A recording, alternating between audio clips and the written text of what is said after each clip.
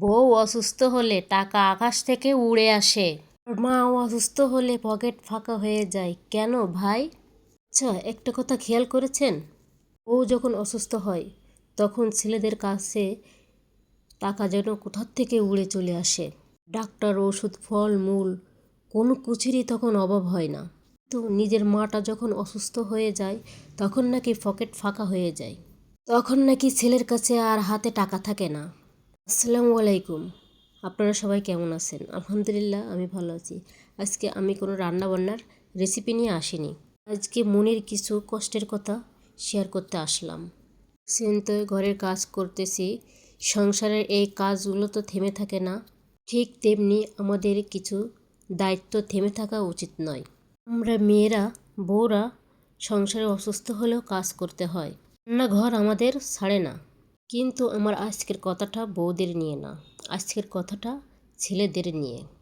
একজন স্বামী যখন তার বউ অসুস্থ হয়ে যায় সে পাগল হয়ে যায়, এটাই স্বাভাবিক। তো তার ভালোবাসার মানুষ, তার জন্য সে ধার করে হলেও ডাক্তার দেখায়, এটা ভালো গুণ। আমার প্রশ্নটা অন্য জায়গায়। যে মা তোমাকে 10 মাস পেটে ধরেছে, এ বাবা বা তার ঘাম পায়ে পেলে তোমাকে বড় করেছে, মা বাবা যখন অসুস্থ হয় তখন তোমার টাকার এত হিসাব কেন আসে? তখন কেন বলো এই মাসে হাতে টাকা নাই, সামনের মাসে ডাক্তারে দেখাবো?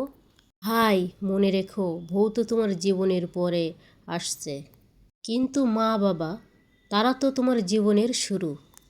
মা বাবার দোয়া ছাড়া তুমি এক পাও এগোতে পারবা না। আজকে তুমি বউয়ের জন্য 5,000 টাকা খরচ করতে পারছো, কালকে মায়ের জন্য 500 টাকার ওষুধ আনতে তোমার এত কষ্ট হয় কেন? এটাই কিন্তু ঠিক না। আল্লাহ তাআলা এটা পছন্দ করেন না। আমি বলছি না বউকে ফেলে দাও, বলছি এখনও ব্যালেন্স করতে শেখো। সংসার মানে শুধু বউ না, সংসার মানে মা বাবা, বউ, সন্তান সবাইকে নিয়ে। মনে রেখো একটা কথা, বউয়ের ভালোবাসা চাইলে তুমি আবার পেতে পারো, তো মা বাবার দোয়া একবার হারিয়ে ফেললে সারা জীবন কাঁদলেও তুমি আর মা বাবার দোয়া পাবা না। মা বাবা যদি একবার কষ্ট নিয়ে বলে ফেলে থাক বাবা, টাকা লাগবে না, একটা কথা তোমার জীবনটা ফিরিয়ে দিতে পারে।